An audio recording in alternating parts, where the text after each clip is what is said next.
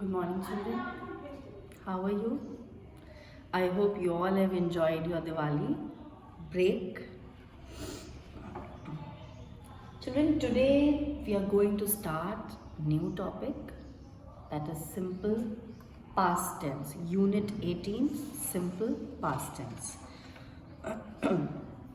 For that, you have to open page number 70. Open page number 70 of your Superb English Grammar book. Okay? Children, you have already done simple past tense in class 3 also. You have done it in class 2 also. But obviously, when you go to higher classes, the level changes. Right? So, when do we use simple past tense? When we want to tell anything, whatever, has happened in the past. Right? So, the action which is already done, we use the simple past tense to express actions which took place in the past. जो past में काम हो चुका है, उसको बताने के लिए हम कौन सा टेंस यूज करते हैं? Simple past tense. Okay? Example, I wrote to her last week.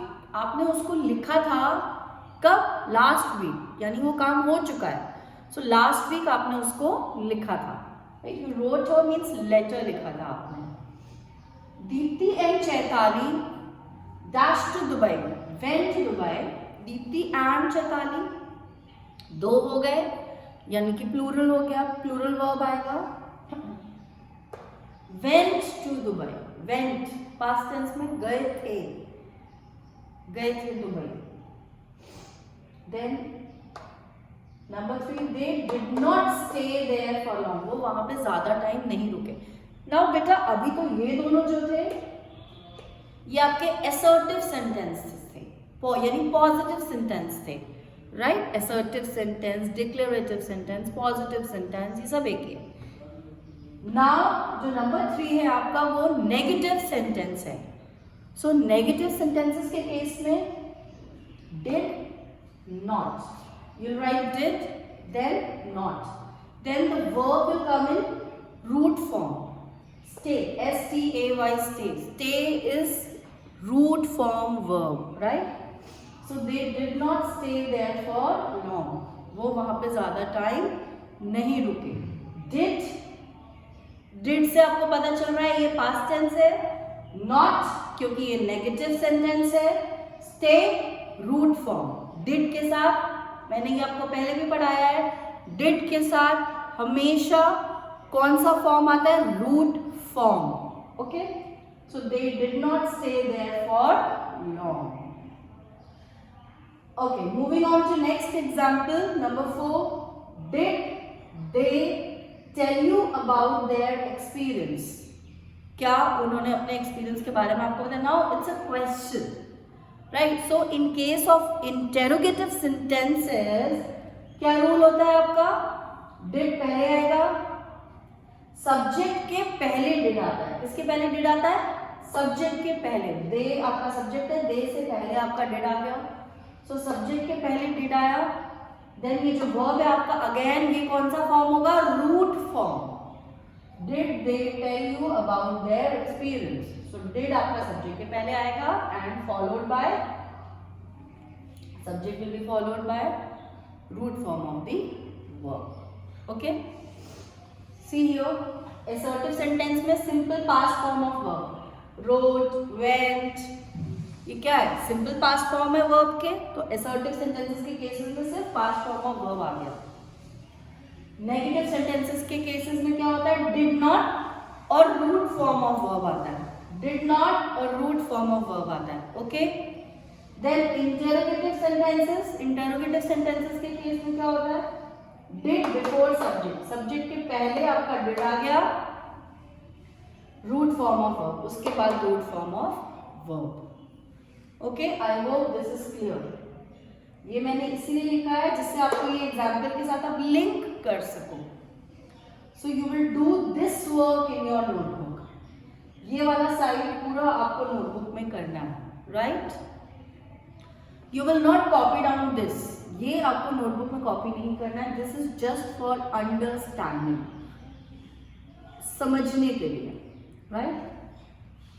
Moving on, बेटा जब स्टेटमेंट्स होते हैं, सिंपली स्टेटमेंट्स गिवन है कोई भी, तो आप क्या यूज करते हैं, simple past form. In case of statements, we use simple past form. Example, we saw a film yesterday. Right? हमने एक फिल्म देखी yesterday. कल एक फिल्म देखी थी. Okay, then अब उसमें भी आगे रूल समझो. I, he, she, it या singular noun. I, he, she, it या फिर singular noun. Singular noun the animal, the man, the boy, the girl, ऋषि, राखी, ऐसे ये सारे सिंगुलर नाउन्स हैं. सो I, he, she, it या सिंगुलर नाउन्स हैं, तो उनके साथ क्या यूज करते हैं हम? We use was. Past tense के केस में हम उसके साथ क्या यूज करते हैं? Was. The animal was small. Okay.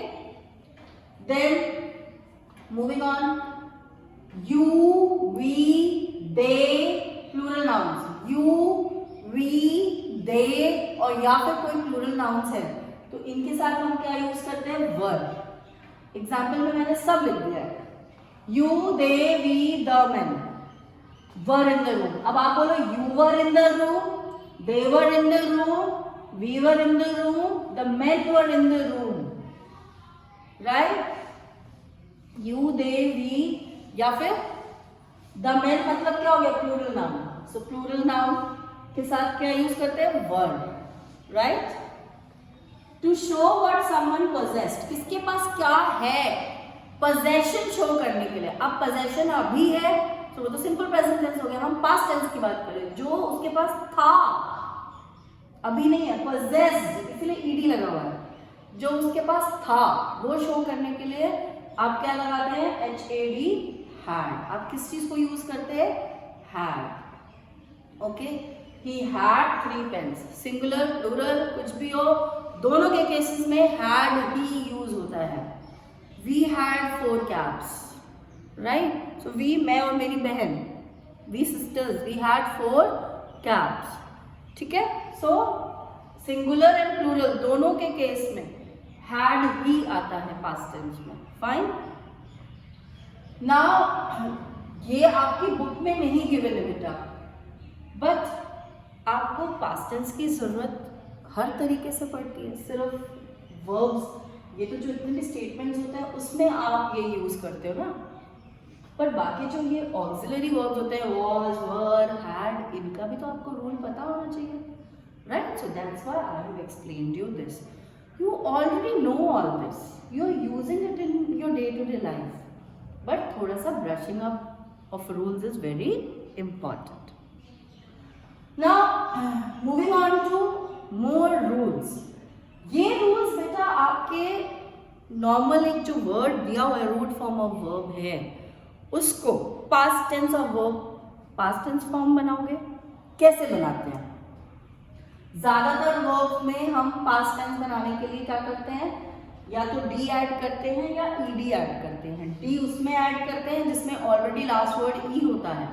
ED उसमें ऐड करते हैं जिसमें लास्ट वर्ड ई नहीं होता. क्लोज ई ऑलरेडी है इसमें, इसलिए हमने सिर्फ डी ऐड किया है. आस्क, इसमें ई नहीं है लास्ट लेटर, ASK, आस्क. सो इसको आपने पास्ट टेंस बनाने के लिए ईडी ऐड कर दिया. आस्क्ड, आस्क्ड, इसमें हम के बोलते नहीं है. आस्क, जब हम आस्क बोलते हैं तब बोलते हैं आस्क, पर जब आस्क्ड बोलते हैं तो के हट जाता है. Asked. Okay. Number 2, words with single syllable. जब सिंगल सिलेबल वर्ड होते हैं, सिलेबल मैंने बताया हुआ है आपको बच्चों, जब आप ऐसे बोलते हैं तो कितनी बार आपको यहाँ पे एयर फील होती है, या आपकी ब्रेथ कह लो कितनी बार फील होती है, उतने सिलेबल्स होते हैं वर्ड में, यानी उतनी वाल साउंड्स होती हैं. Right. So word with single syllable word, grab, सिर्फ एक ही बार आप बाहर आ रही है आवाज, ब्रेथ, ग्रैब. फिर जो छोटे छोटे वर्ड्स होते हैं सिंगल सिलेबल वर्ड्स, इनमें आप क्या करते हो? लास्ट जो आपका लेटर है उसको डबल कर देते हो, डबल का लास्ट लेटर और क्या ऐड कर देते हो, ईडी। ग्रैब है तो बी को डबल कर दिया, जब double B ED, grabbed. Pin, PI double N ED, pin. इसमें मैंने लिखा नहीं है, एक और रूल होता है जो बड़े सिलेबल्स जिसमें होते हैं या 2 सिलेबल्स होते हैं, एक्चुअली 2 सिलेबल्स होते हैं और उसका पूरा स्ट्रेस लास्ट के कॉन्सोनेंट पे होता है, तब आप उस कॉन्सोनेंट को भी डबल कर देते हैं। ये सिर्फ ये आपके लेवल का नहीं है, but I am explaining you.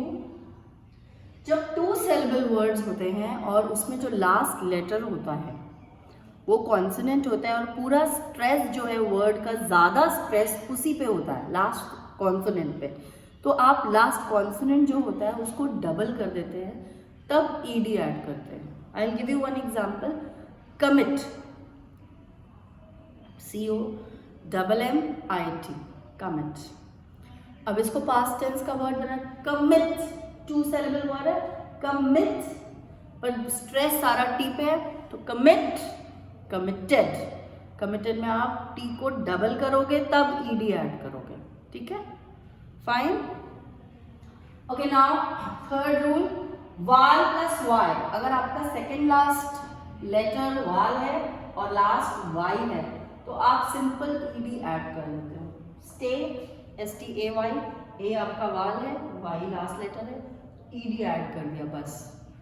Play, plate, ठीक है।